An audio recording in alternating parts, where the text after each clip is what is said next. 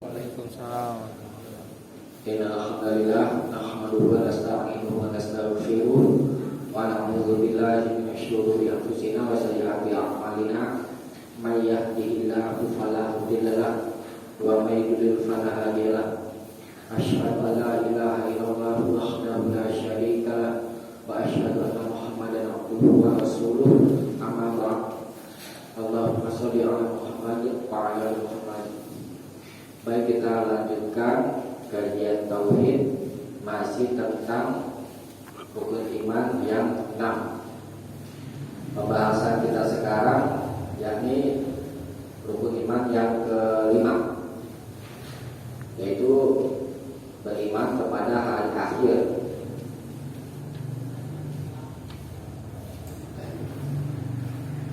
Beriman kepada hari akhir. Kenapa disebut hari akhir? Karena tidak ada lagi hari setelahnya.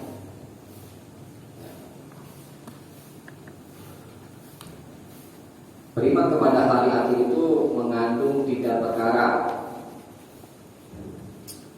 Pertama, beriman kepada hari kebangkitan, 1 ya. Kedua, beriman kepada hisab, hari hisab dan pembalasan. Ketiga, beriman kepada surga dan neraka. Itu yang akan kita bahas malam ini, insyaallah. Gak ada di buku tadi? Gak ada.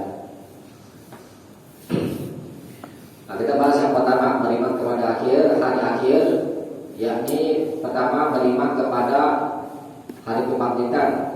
Apa itu hari kebangkitan? Yaitu hari orang-orang yang mati dihidupkan ketika tiupan sangkakala yang kedua. Berapa kali tiupan sangkakala? Ada dua. Pertama terjadi apa? Ditiup sangkakala nih. Amin. Ada 2 kan? Tiupan sangkakala itu. Tiupan yang pertama apa yang terjadi? Makhluk Allah semuanya mati. Tuh, ya. Dimatikan semuanya tuh makhluk hidup. Itu tiupan yang pertama. Tiupan yang kedua setelah dimatikan itu dibangkitkan lagi. Nah, peristiwa itu dinamakan hari kebangkitan. Jadi ada 2 bagian. Kan mati suri berarti tadi? Bukan, Kan mati suri. Kan mati. Kan kedua hidup lagi. Tiupan kedua. Itu kan nggak mati suri, kan tiup kalau Nah, ya maksudnya kayak mati suri maksudnya. Iya. Orang mati suri kan mati dulu baru Iya, hidup lagi. hidup lagi. Nah, setelah dihidupkan kembali itu, hidup yang berapa nih? 2. Hidup yang kedua kali kan mati ada 2, hidup ada 2, ya kan? Nah, hidupkan kembali. Lalu manusia menghadap kepada Rabbul Alamin, Tuhan semesta alam, gitu ya. Setelah itu menghadap Rabbul Alamin, Allah, dalam keadaan tidak beralas kaki. Itu 1. Kedua, dalam keadaan tidak berpakaian. Ya. Ketiga, dalam keadaan tidak disunat. Yang ini sebagaimana sedia kala sebelum kita disunat. Ya. Saya ulangi ya. Jadi hari kebangkitan yaitu hari orang-orang yang mati dihidupkan kembali ketika ditiup sangkakala yang kedua. Kemudian setelah itu manusia menghadap kepada Rabbul Alamin, menghadap Allah semuanya. Dalam keadaan apa yang pertama? tidak beralas kaki, kedua pakaian, tidak berpakaian, tidak berkhitan, ya. Itu bisa dilihat dalilnya surat Al-Anbiya ayat 104. Aturan ya. Hafal Quran sama juga Quran. iya di surat apa Ustaz? Al-Anbiya Ayat ayat 104.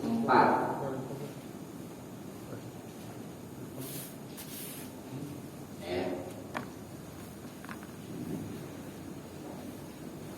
Bacain deh. A'udzubillahi minasyaitonirrajim.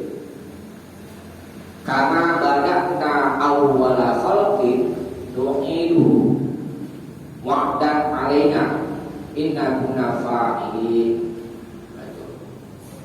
Kama bada'na, kama sebagaimana bada'na kami telah memulai awwala khalqin, yang pertama dari penciptaan atau penciptaan yang pertama kali, nu'iduhu, maka kami akan mengulanginya. Itu yang kita bahas. Allah telah menciptakan manusia dalam keadaan apa? Habis keluar tuh dari rahim ibu, berpakaian enggak? Enggak. Terus sunat enggak? Enggak. Alas kaki enggak? Pakai sandal enggak? Kermen? Enggak. Nah, kemudian nu'iduhu, maka kami akan mengulanginya. Itu yang dijadikan dalil. Wa'dan 'alaina, sebagai janji yang pasti yang kami tepati. Inna kunna fa'ilin, sesungguhnya kami telah melakukan. Jadi perkara ini harus kita imani. Itu bahwa kita nanti setelah dibangkitkan kembali, ya, kita akan menghadap Rabb, ya, dalam keadaan seperti itu tadi. Itu harus kita yakini. Nah, kemudian hari kebangkitan itu, dari tentang hari kebangkitan itu tetap atau sah sebagaimana telah ditunjukkan oleh kitab, sunnah dan ijma kaum muslimin. Artinya ini sudah disepakati. Nah, kemudian Allah Ta'ala berfirman juga di surat Al-Mu'minun, ya, ayat 15 sampai 16. Allah berfirman, "Summa innakum ba'da dzalika lamayitun." Kemudian sesungguhnya kalian setelah itu lamayitun, benar-benar akan mati. Itu kita pasti akan mati.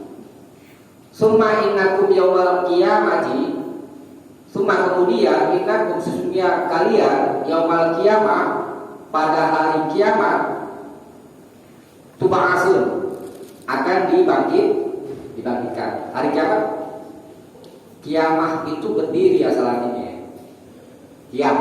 Kiamul lail. Kalau dari secara bahasa, hari kiamat hari berdiri. Kadang-kadang hari kiamat itu ditujukan kepada hari penghancuran alam, hari pembinasaan alam. Pada berapa? Ya. Kemudian kadang-kadang hari kiamat itu ditujukan kepada hari kebangkitan. Jadi kalau makna asli hari kiamat itu hari kebangkitan. Nah, ini sudah dimafhum. Kalau terjadi hari kebangkitan, berarti ada hari pembinasaan. Gitu. Ya. Jadi itu mencakup kedua-duanya. Nah, itu dengan tegas kalau katakan summa innakum yaumal qiyamati tub'atsun, sesungguhnya kamu benar-benar pada hari kiamat itu akan dibangkitkan. Mati dulu. Kemudian Nabi bersabda ini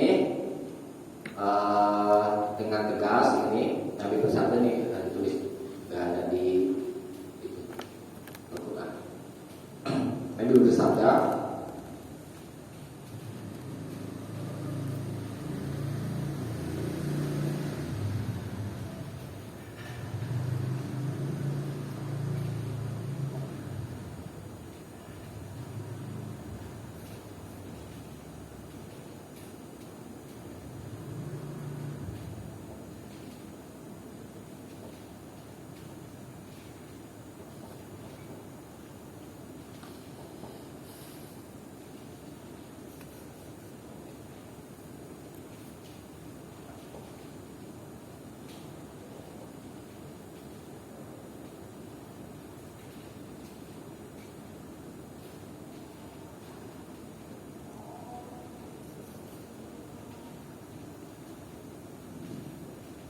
ini mutafaq alaih.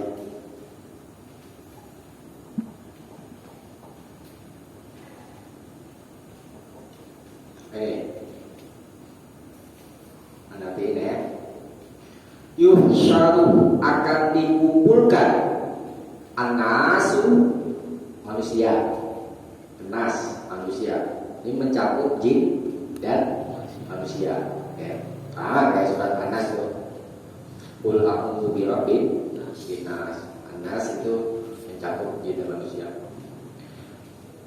Manusia akan dikumpulkan yaumul qiyamati pada hari kiamat. Hari kiamat sih maksudnya ada ya? Hari kebangkitan. Hufatan dalam keadaan tidak beralas kaki. Ghurlan dalam keadaan tidak berhitan, ya, tuh, ya. Jadi mencakup dalam keadaan tidak berpakaian. Terus pada berpakaian mana? Ada Aisyah bertanya seperti itu kepada Nabi, bagaimana emang kepada Pak? Kata Nabi, orang pada sibuk dengan urusan masing-masing. Gitu. Jadi nggak pikir gitu-gitu kan. Orang mau disidang sama Allah. Dan kemudian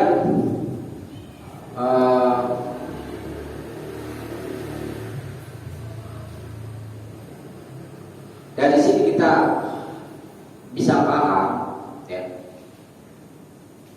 kalau tetapkan hari kebangkitan dan kita imani, ada hikmah yang bisa kita ambil. Hikmahnya apa? Bahwa Allah ciptakan makhluk bukan untuk main-main.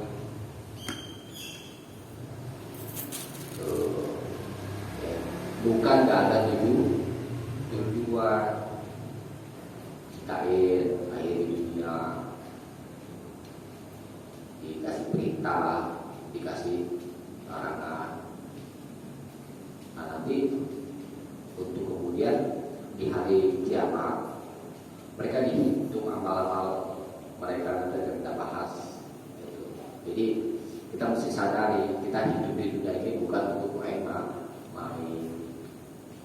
Apa itu kita hidup di dunia oleh ciptaan kita. Itu sudah lihat wa ma khalaqtul jinna wal insa illa liya'budun. Ini pandangan hidup seorang muslim. Wa ma khalaqtul jinna, tidak kami ciptakan jin, manusia dan manusia illa melainkan yang supaya mereka menyembahku. Nah, ini namanya tujuan hidup. Kalau kadang-kadang kan bertanya-tanya pada dirinya, tujuan hidup apa ya? Mau kemana? Itu dikasih tahu sama Allah. Tujuan untuk beribadah, jadi kita sibuk dengan aktivitas dunia ini itu untuk tujuan ibadah. Jadi balik. Nanti akan dibangkitkan dan diminta pertanggungjawaban. Nah, kalau katakan di surat Al-Mu'minun ayat 115, afa hasibtum annama khalaqnakum abasan. Afa hasibtum, maka apakah kalian mengira annama bahwa khalaqnakum kami menciptakan kalian abasan dalam keadaan main-main, wa annakum ilaina la turja'un dan bahwa kalian hanya kepada kami la turja'un tidak akan dikembalikan. Tuh, ini ancaman dari Allah. Ancaman ini mengandung hikmah kita supaya berbekal amal soleh dengan ibadah, karena Allah pasti akan mengembalikan kita kepadanya. Akan kita bertanggung jawablah. Kemudian Allah berfirman kepada Nabi Sallallahu Alaihi Wasallam di surat Al-Qasas ayat 85. Innalladzi farada 'alaikal qur'ana laradduka ila ma'ad. Inna sesungguhnya alladzi yang farada yang wajib 'alaika atasmu adalah Al-Qur'an.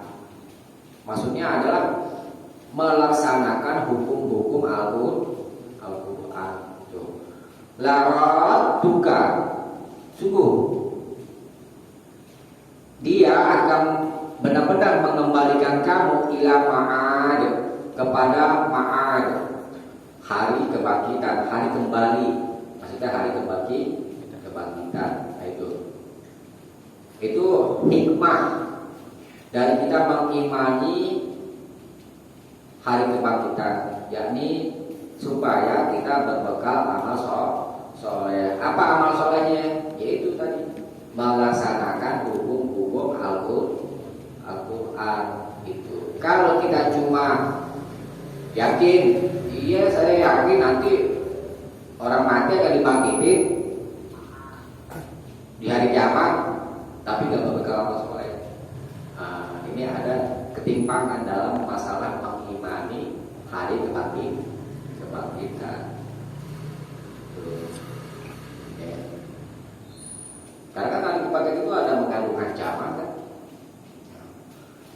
Kalau misalnya kita apa ya contohnya itu, kalau dalam satu perkumpulan nanti pas kumpul bawa ini ya, bawa apa namanya, berbekalan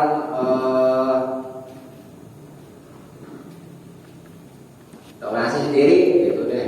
Misalnya contoh ya, mau adakan acara apa gitu ya, tapi nggak nasi, kita dikasih tahu tuh kayak gitu ya kan, nggak bawa bekal, apa yang terjadi kira-kira? Nggak makan lantaran udah dikasih tahu, padahal kayak gitu. Ditanggung resikonya berlapar-lapar. Gampang, beli aja sono nanti. Nggak taunya warungnya jauh, ya kan? Jadi maksudnya kita beriman kepada hari kebangkitan, setelah kita imani itu, maka kita berbekal amal soleh. Deh. Sekarang itu yang pertama bisa dipahami ya.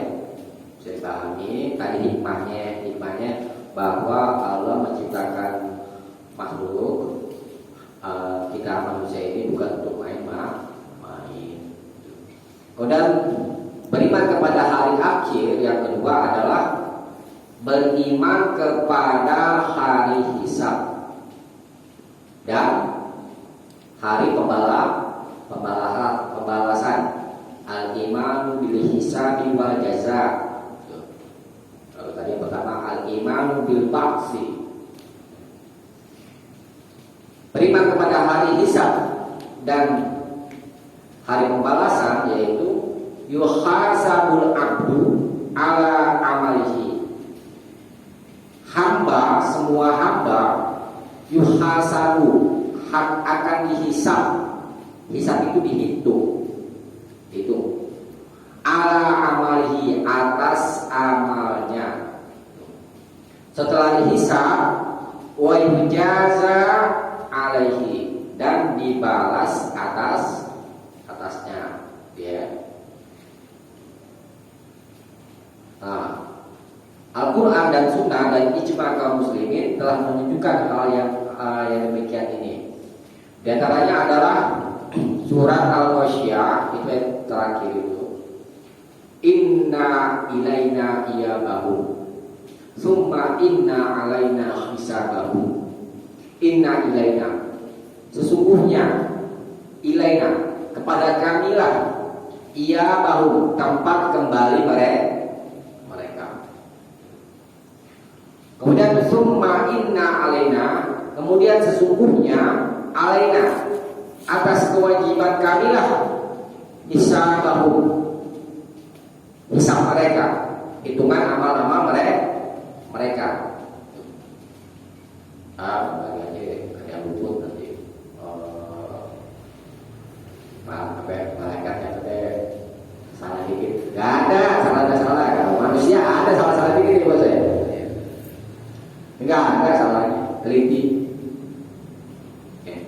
Al-Khabir, kalau itu disifati dengan Al-Khabir, yang maha mengabarkan, maksudnya maha teliti, ya. Kemudian surat Al-An'am ayat 160, Allah katakan ini tentang balasan amal baik dan amal buruk. Man jaa bil hasanati, man, siapa saja yang jaa, datang, bil hasanati, dengan membawa kebaikan, falahu asyru amsalihah, maka baginya atau maka dia mendapat asyru 10 amsalihah, bandingannya. Tuh, satu amal soleh yang kita kerjakan, ganjarannya dapat berapa? 10. Kita baca satu huruf tuh Iqra, kan ada keterangannya ya, di keterangan itu baca satu huruf Iqra Al-Quran, itu dapat 10 kebaikan. Ya walaupun masih susah, ya. Jangan dilihat ininya, apa namanya, kesulitannya itu. Lihat dong, Allah ingin melihat perjuangan hamba. Berapa kali kita ucap itu? Susah banget. Berapa kali kita ucapkan? Satu kali aja itu dapat 10 kebaikan. Meskipun soknya belum kelar ya, sok. Iya, meskipun soknya belum kelar. Ya, syak. Nah itu, jangan di sisi sulitnya itu kan, baiknya juga dong. Sisi baiknya juga dilihat. Karena kan ada kaidah begini, nih ganti kaidah di hafal.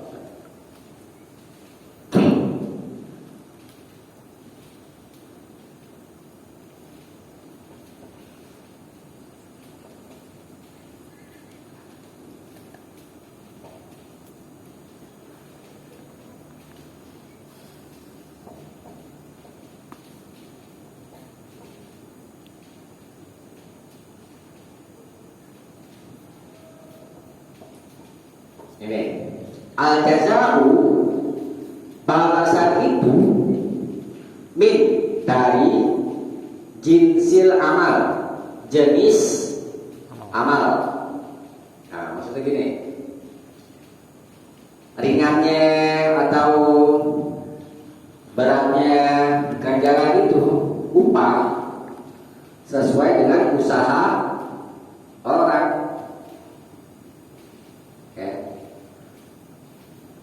Misalkan dari pekerjaan kayak teman kita siapa ya, Akbar, jadi petugas ini air, ya, dapat upah UMR, misalnya contoh, berapa tugas kan? UMR 46. Nah, itu disesuaikan.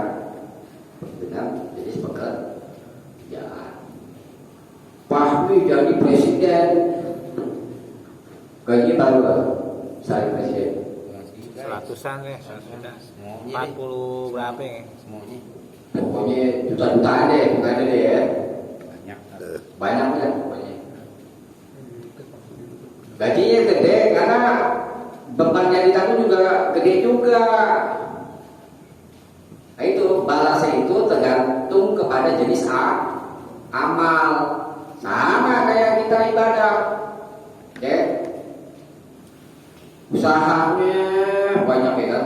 Sok ucapin sok hari-hari nggak beres-beres deh. Berat ya kan. Nanti dikasih ganjarannya juga besar. Belajar cuma sehari, besok kagak, seminggu sekali kadang belajar. Sok, ucapin sok. Kalau ketemu, ini pengajian doang, latihan deh. Ya, jadi gajar juga. Cuma senilai apa yang dia usahakan, gitu. Ya. Jadi dari sini kita bisa paham. Ya terus berbuat amal soleh supaya nanti jadi bekal kita di akhirat. Terus ada orang bilang beribadah kok itu hitungan amal, mengharap-harap ganjaran. Ini Allah bilang siapa saja yang membawa kebaikan maka dia mendapat 10 kali lipat. Itu maksudnya apa? Kita boleh beribadah dengan mengharapkan ganjaran. Kan ada itu perbincangan banyak orang beribadah nggak boleh mengharapkan ganjaran. Enggak dong. Justru Allah kasih Gambaran pahala ya. pahala supaya semangat itu orang dalam hal beribadah. Tuh, manusia kalau kerja, lu kerja sama gue enggak, tapi lu nggak mau gaji, malas, mau nggak? Gak mau lah. Memang tabiat manusia mau berbuat kalau ada hasilnya. Allah juga tahu kalau yang menciptakan, ya kan? Boleh beribadah mengharapkan ganjaran. Tuh tadi ya. Kemudian wa man jaa bil sayyi'ah, dan siapa saja yang datang membawa as-sayyi'ah, keburukan, dosa, perbuatan dosa, fala yujza, maka dia tidak dibalas illa mislaha, melainkan yang sepertinya. Wa hum la yuzlamun, dan mereka tidak dizolimi, tidak dikurangi sedikit pun. Tuh maha rahmat Allah. Kalau mau tahu maha rahman ya dan rahim Allah, ini caranya. Berbuat baik dilipatkan ganjarannya. Berbuat buruk dilipatkan enggak ya? Enggak. Tuh sayangi Allah sama hamba. Cuma perlu dilipatin juga. Kenapa kok nggak sebanding? Mesti dilipatin juga dong. Tuh maha rahman dan rahim Allah.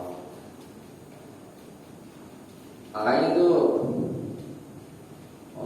kenapa tuh ada orang banyak berbuat dosa, ya kan?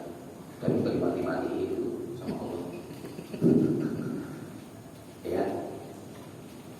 Kayak di saat sambil berhudud, ya kan? Sering ada sampaikan itu ya.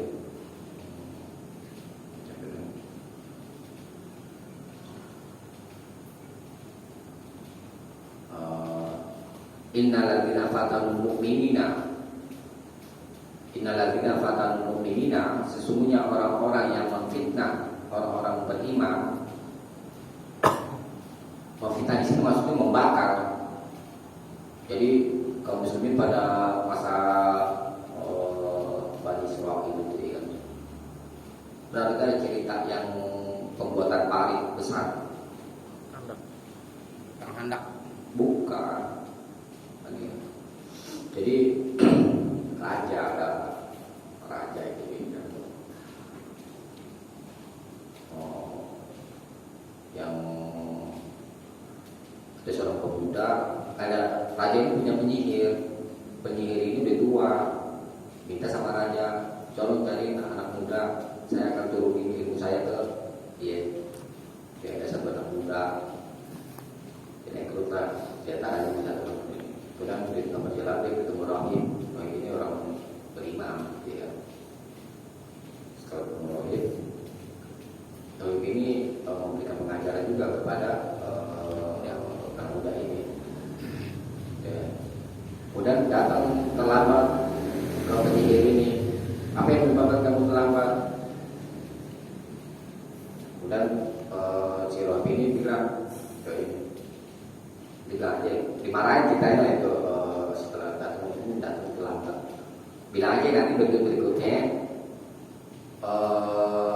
kalau kamu datang terlambat, keluarga saya telah menahan saya, ya. Kemudian kalau kamu datang terlambat ke keluarga, bilang aja penyihir yang telah menahan saya. Oke. Singkat cerita, nih orang nih udah jadi orang sakti. Sebelumnya itu dia berdoa sama Allah. Ya Allah, kalau misalkan si Rohim ini yang benar daripada penyihir itu, tidak ada orang-orang itu terhambat mau melintasi jalan karena ada binatang besar. Mungkin kalau kita gambarnya yang dinosaurus sekali ya, nggak bisa lewat gitu ya. Nah, dia mau membuktikan siapa yang benar, si Rohim ini atau si penyihir ini, gitu. Yang para bantu, tapi itu berdoa. Kalau misalkan perkara si Rohim ini yang benar, maka matikanlah binatang besar itu, dilempar batu, ya kan? Mati. Akhirnya lebih mengikuti petunjuk si Rohim. Dari sini dia terkenal jadi orang sakti, orang yang buta. Terus para menteri-menteri raja tuh ya kan, diobatin sama dia sembuh, dia jadi orang sakti deh singkat kita. Nah, kemudian orang ini singkat cerita itu disuruh mutat sama raja, mau. Kemudian diancam bunuh, dilempar ke laut, tengah laut, ya, sama pasukan raja. Balik lagi ke raja. Apa yang kamu perbuat? Dengan izin Allah, ya kan? Pasukan dia mati, membawa ke gunung tuh, bawa ke gunung, balik lagi ke raja. Pasukan dia yang mati, ya kan? Dan kemudian singkat cerita, pemuda ini katakan, kamu tidak dapat membunuhku sebelum kamu ikuti perintahku. Apa perintahmu? Kumpulkan saya di hadapan kita delapan, kumpulkan banyak orang. Kemudian kamu nanti setelah ingin melepaskan panah, baca Bismillahi birobbil bulan, ya, baca dengan menyebut nama Allah Tuhan pemuda ini, ya, ikutin, kena pipis, mati akhirnya ini pemuda. Nah, orang-orang yang menyaksikan kita lapang itu, mereka semua pada beriman kepada Tuhannya si pemuda ini. Oh, berarti pemuda ini benar. Dan setelah banyak yang beriman, tambah bingung nih si raja. Boleh semuanya, kamu keluar dari agama kamu, berarti mutat ya kan? Tuh. Tak mau. Dibuatlah parit besar. Di dalam parit itu ada api. Yang mau kembali dari agamanya itu diselamatin. Kemudian kalau yang nggak mau, dilempar ke dalam parit itu. Nah, disitulah bisa ada seorang bayi bisa bicara. Di antaranya bayi yang bisa bicara kan? Tak bisa, tak bisa kan? Nah, ini di antaranya salah satunya. Jadi ketika ibunya ingin menjebur ke dalam parit itu, takut dia kata belakang masih gendong bayi kan? Kemudian bayi itu bicara, istir, pesanlah wahai ibu, kita berada di jalan yang benar.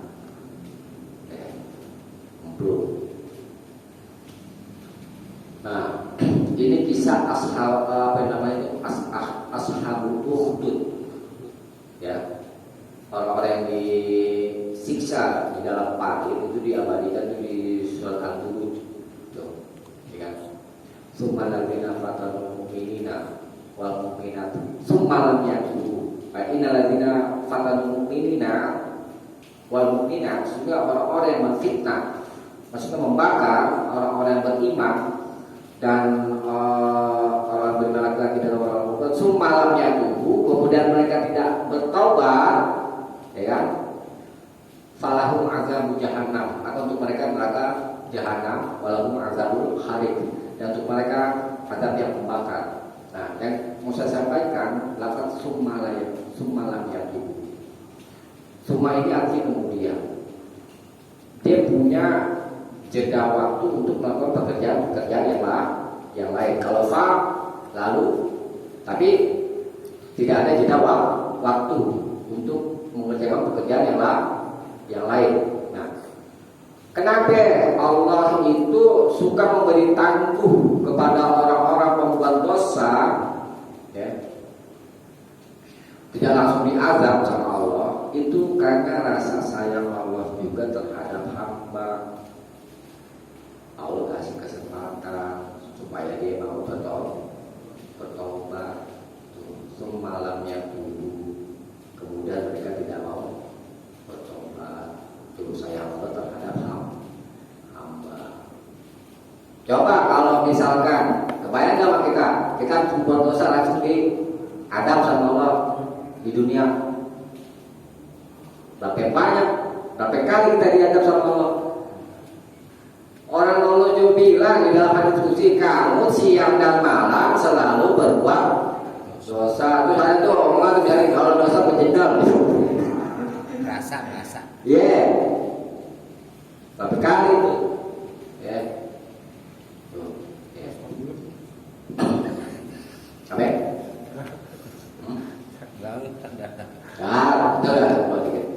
Oke, artinya kita beriman kepada hari hisab dan hari pembalasan itu kita yakini, dan bahwa amal-amal kita itu akan dihisab, baik yang baik atau yang buruk, dan Allah tidak mengurangi hitungan itu, ya, artinya Allah maha teliti. Masih banyak lagi, habis saya main.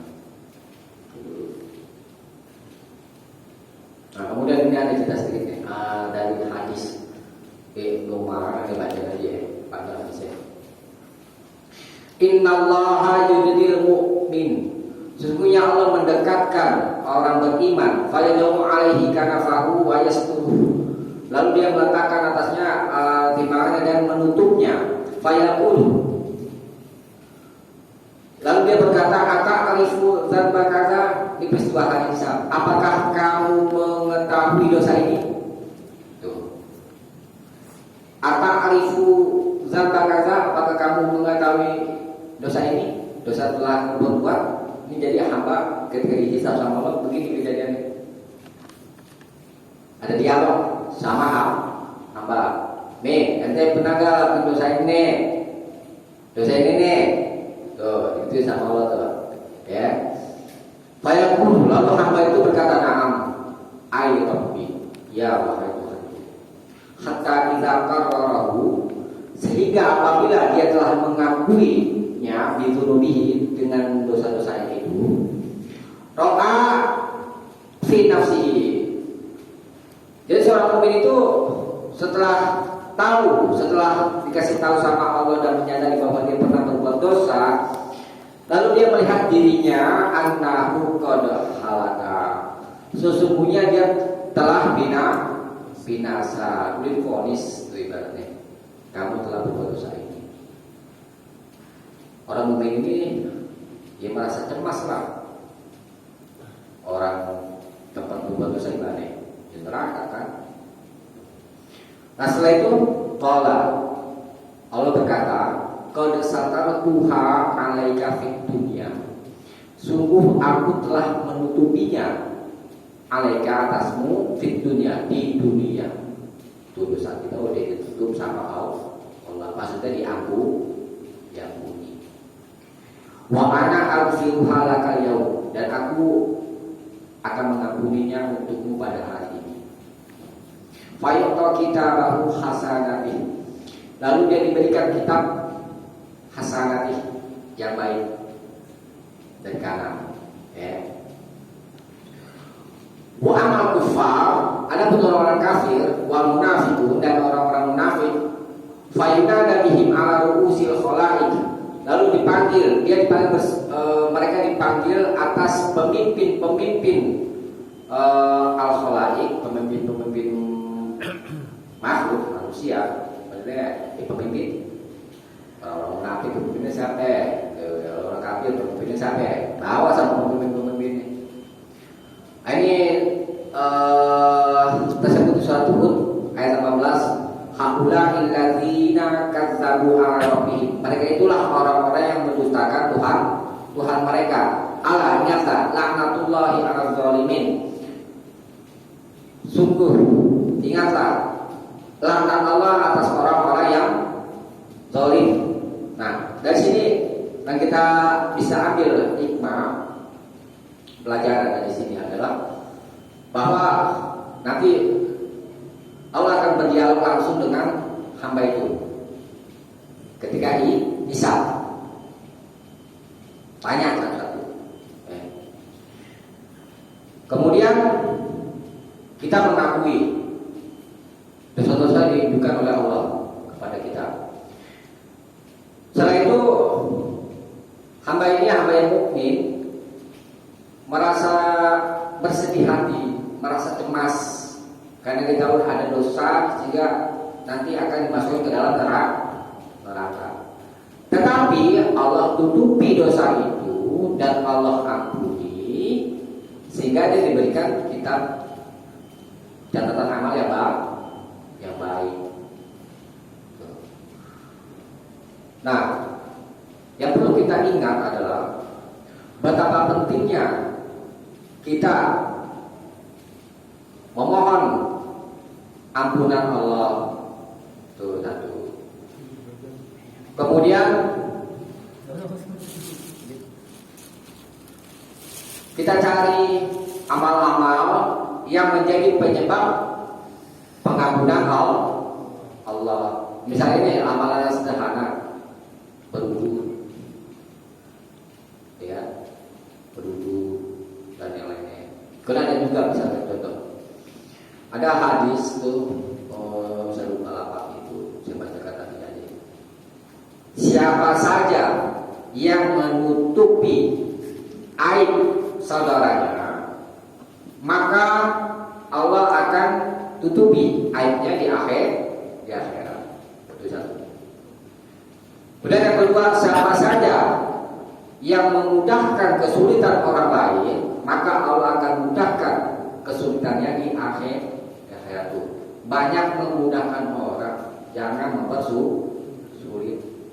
Karena ganjarannya akan dimudahkan nanti di akhirat.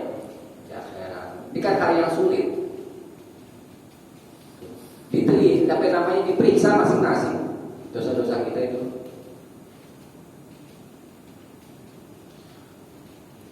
Kalau hitung amal baik sama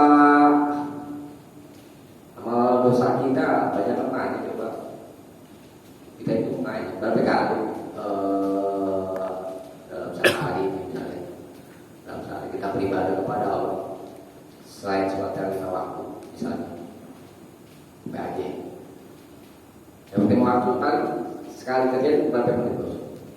12 ya. Paling lama 15. 15 kali 5 75. berapa ya? 75. 75 menit. 1 jam 15 menit. 1 jam ya. 1 jam deh. Ya kan? Selebihnya untuk apa? Dunia kan? Bayangkan mana ibadah sama mikirin dunia. Ini ya. Tuh. 23 jam. Ya kan? Jadi artinya kalau dihitung-hitung amal ibadah kita dengan dosa kita, itu lebih banyak dosa kita daripada amal kita. Sedangkan kita butuh yang namanya pengampunan Allah. Itu ya. Oleh karena itu carilah amal-amal yang menjadi penyebab dosa kita diampuni. Jangan diremehkan amalan yang sedikit. La tahqiruna minal ma'rufi syai'an. Janganlah sekali-kali kamu meremehkan sedikit pun dari yang ma'ruf, yang baik. Misalnya nih, walau antal ko akhoka bi wajhin talqin. Walaupun kamu bertemu dengan saudaramu dengan wajah yang berseri. Ibadah kan? Kita senyum terhadap saudara kita dengan wajah yang berseri-seri, itu juga kan membahagiakan saudara kita kan. Senang lihat saudara kita, senang. Jadi balik, senang lihat susah lihat orang senang lihat orang susah. Nah ini iri, bukan punya penyakit iri, ya. Tuh. Yang ibadah menjaga diri. Bocor. Dan sekarang yang ketiga, tadi yang kedua ya. Ya. Yang ketiga, beriman kepada surga dan neraka. Gitu ya. Bahwa keduanya adalah tempat kembali yang kekal ya, untuk makhluk. Surga tempat atau rumah yang penuh dengan kenikmatan yang Allah sediakan untuk orang-orang yang beriman, orang-orang yang bertakwa, orang-orang yang beriman dengan apa yang Allah tetapkan atasnya, iman dengannya. Maksudnya orang beriman dan mereka taat kepada Allah dan Rasulnya. Kelas ittiba kepada Rasul. Masih ingat gak amalan ibadah itu diterima syaratnya apa? Ikhlas. Ikhlas itu tidak syirik dengan semata-mata beribadah kepada Allah saja. Kedua apa? Ittiba mengikuti Rasul. Itu ketika amalan ibadah itu baru diterima kalau ikhlas mencari ridho Allah, tidak syirik ya. Kedua, mengikuti contoh Nabi. Saya nih sholat maghrib contoh, harus ikhlas mencari ridho Allah, bukan untuk yang lain. Tuh, ya. Kemudian juga harus mengikuti contoh Nabi. Sholat maghrib 4 rakaat, walaupun ikhlas tapi tidak diterima. Jalur 3 rakaat, tapi sholatnya buat jimat. Nah, ini jimat kalau dibawa sholat pakai makin ajib katanya, ada dong gitu. Sih gitu kan? Walaupun 3 rakaat udah ikuti contoh Nabi tetap aja diterima. Jadi harus terpenuhi dua-duanya. Ya, ibadah. Dan beriman kepada surga dan neraka, ya. Surga subhanallah. Surga digambarkan sama Rasulullah itu mala ainun ra'at, sesuatu yang mata itu tidak pernah melihat. Nikmat apa ya yang paling enak di surga? Maksudnya di dunia. Coba nikmat apa? Itu masih belum ada apa-apanya. Nah, pemandangan indah kan ya. adalah keindahan. Pokoknya kenikmatan yang ada di dunia itu masih sedikit bandingannya daripada kenikmatan yang ada di surga. Khamar. Nih. Awak, oh. Khamar. Omar. Mabok. Amer. Minuman keras. Kan saya bilang Amer kan. Itu di surga ada khamar, tapi tidak memabukkan. Madu suka gak? Surga. Omar di sini kan anggur merah. Iya. Omar. Ya khamar. Kayak buah-buahan gitu kan. Ya kamu dari buah-buahan semua perasaan. Perasaan. Di sini ada power yang tidak memabukkan kok, tape. Tapi iya. Itu. Jadi yang dilihat pemandangan di dunia paling indah itu masih belum ada apa-apanya. Kemudian juga itu apa yang belum pernah didengar oleh telinga. Kemudian juga adalah apa yang lintasan hati itu tidak pernah terlintas, ya, oleh hati manusia. Jadi artinya begini, bukan berarti kita tidak bisa gambarkan surga, karena buah-buahan yang ada di surga juga sama seperti buah-buahan yang ada di dunia. Tetapi tentang rasanya dan yang lainnya itu jauh lebih enak di surga, itu maksudnya. Ya. Itu Allah sediakan buat orang-orang yang beriman, sebagaimana tersebut di surat Al-Baqarah ayat 7 sampai 8. Innalladzina amanu wa 'amilus sholihat, sesungguhnya orang-orang beriman dan beramal soleh, ulaika hum khairul bariyah, mereka itulah sebaik-baik makhluk. Jazaohum 'inda rabbihim jannatu 'adn, balasan mereka di sisi Tuhan mereka adalah surga Aden. Tajri min tahtihal anhar, yang mengalir di bawahnya sungai-sungai. Khalidina fiha abada, mereka kekal di dalamnya selamanya. Radhiyallahu anhum, Allah ridho terhadap mereka, waradu'an, dan mereka ridho terhadapnya. Zalika liman khasyiya rabbah, yang demikian itu untuk orang yang takut kepada Rabb-nya. Tuh, dulu ada bahasa khasyiya ya kan? Takut dengan ilmu. Ya kan, kira-kira ngaji kita menjadi takut sama Allah dengan ancamannya, azabnya. Itu namanya takut dengan ilmu.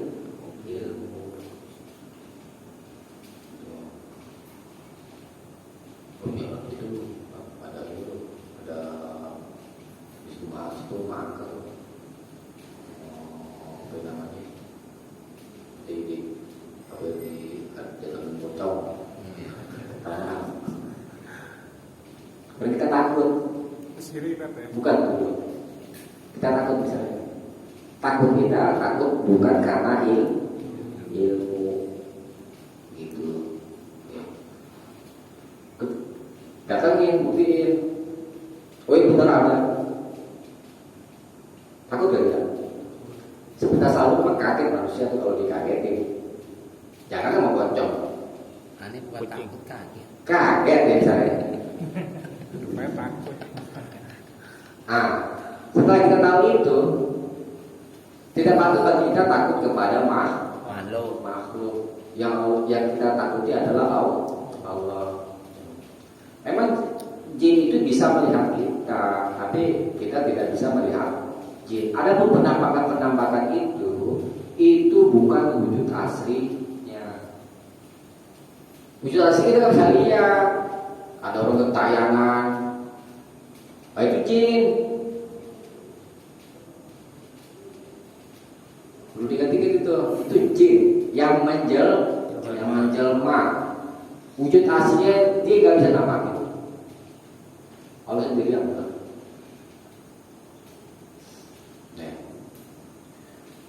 Nah kemudian Allah juga berfirman surat As-Sajdah, fala ta'lamu nafsun ma ukhfiya lahum min qurrati a'yun jazaa'an bima kanu ya'malun.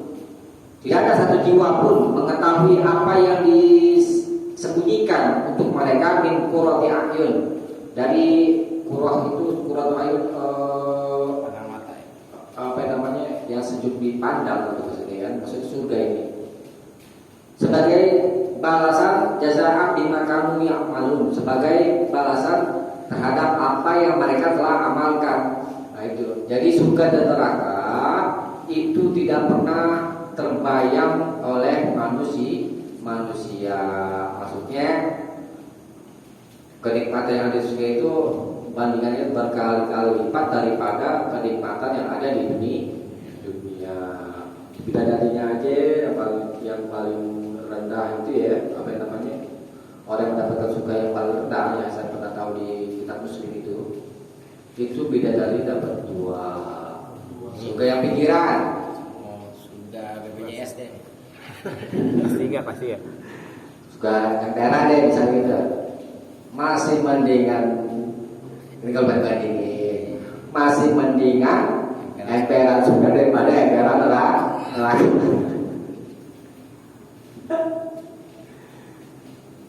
Kagak sholat aja sama tuh nanti dapat kelas eksekutif.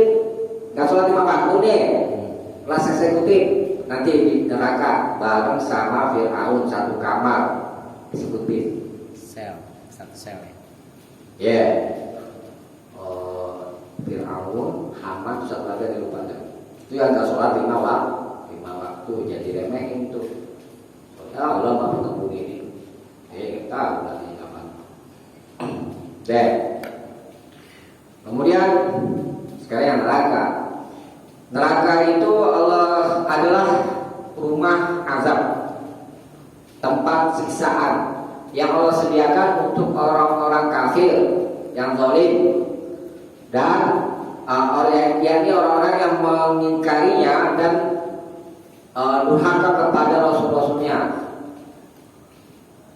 Fiha, di dalamnya ada macam-macam azab.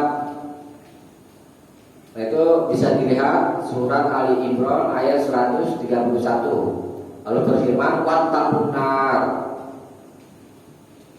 dan takutlah kepada neraka allati uiddat lil kafirin, yang telah disediakan untuk orang-orang kafir. Kemudian di surat Al-Kahfi ayat 29 Allah berfirman, inna a'tadna liz-zalimina, sesungguhnya kami telah sediakan untuk orang-orang zalim naron, api, ahata bihim, yang meliputi mereka, suradiquha, gejolaknya, wa iyastaghisu, dan jika mereka minta tolong, juga subimain, maka mereka akan ditolong dengan air, kalmuhli, seperti besi yang mendidih, yashfil wujuh, yang menghanguskan wajah. Tuh air itu serem. Jika mereka minta tolong ini, minum, haus, kita depan api aja panas, haus, ya kan? Udah kehausan, dikasih minum sama Allah, ditolong, ya kan? Tapi airnya besi yang mendidih, air timah, panas nih, besi yang mendidih, besi dilebur, ya kan? Tuh air yashmi wujuh, yang menghanguskan wajah. Makanannya konyak, peduli, wazaku, mau lagi, mau lagi. Tuh lapar nih, mau makan, makannya pohon duri, minumnya air mendidih. Mau lagi, habis makan, habis minum, mau lagi, begitu terus. Tuh rasanya mati, ya kan? Dihidupin lagi. Ngeri, jangan main-main sama ancaman Allah. Nih, Kemudian bisa syarab, dan begitu adalah seburuk-buruk minuman. Wasa'atul murtafaqah, dan seburuk-buruk tempat istirahat. Istirahat di puncak enak sejuk. Namanya orang habis perjalanan, cari tempat istirahat yang enak dong ya kan, yang nyaman, adem. Itu dicari perjalanan tempat istirahatnya panas, gersang, waduh, repot nih perjalanan. Ke puncak masih enak gitu ya. Dan kemudian terakhir ya. Maka Allah Ta'ala, dan Allah Ta'ala berfirman, Innallaha, sesungguhnya Allah la'anal kafirina, telah melaknat orang-orang kafir. Laknat masih enggak? Laknat dijauhkan dari kebaikan. Wa'adda lahum sa'ira, dan Allah telah menyediakan untuk mereka sa'ira, api yang menyala-nyala. Khalidina fiha abada. Tadi kan di atas itu yang surga khalidina fiha abada. Neraka khalidina fiha abada. Itu ya. Ya tentu ini setelah proses itu namanya syafaat dari Nabi, ya kan? Dia ditolong semua umat-umat Muhammad yang masih ada bekal iman sedikit, ya kan? Jugain. Setelah itu udah khalidina fiha, jadi sudah khalidina fiha, dan tidak ada lagi kematian setelah itu. Hidup terus ya. Hidup terus. Nah, setelah di neraka khalidina fiha abada, la yajiduna waliyan wala nasyira. Mereka tidak mendapati wali pelindung, wala nasyira, dan tidak pula mendapati seorang penolong. Gak ada yang melindungi, tidak ada yang menolong. Kalau di dunia masih ada yang nolong. Susah-susahnya kita di dunia, ya kan, masih ada yang nolong. Di akhirat tuh, di neraka ada nolong.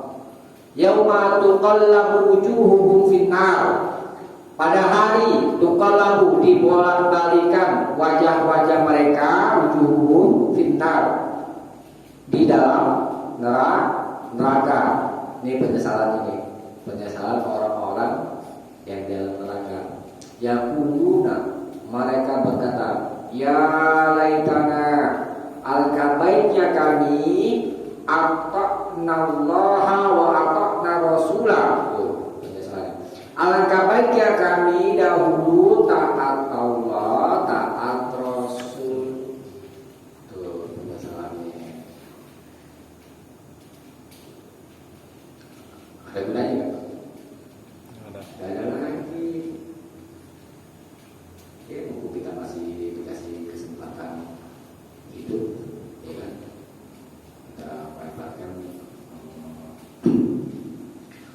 sisa umur kita dengan beribadah kepada Allah.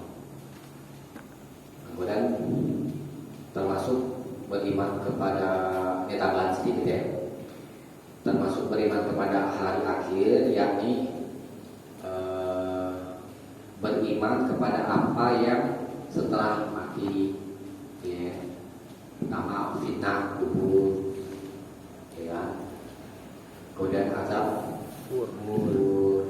Nah, itu termasuk beriman kepada hari kebangkitan. Ya, kemudian akhirnya dari depan waktu juga ini sedang. Kita lanjutkan nanti pertemuan berikutnya, kita bahas tentang masuk ke hari akhir, yakni fitnah kubur atau kubur itu. Udah 11 terasa. Oke, jadi kita simpulkan aja ya. Beriman kepada hari akhir ada berapa ya? 3. Pertama, beriman kepada hari kebangkitan. Kedua, beriman kepada hari hisab dan balasan. Yang ketiga, beriman kepada surga dan neraka. Surga dan neraka itu benar-benar ada. Deh, kalau ada pertanyaan silakan. Yang bisa saya jawab, saya jawab. Kalau nggak ada, ya boleh ya. Dan sampai sini mudah-mudahan ada manfaatnya. Kalau punya mohon maaf, subhanallah wa bihamdihi, asyhadu an la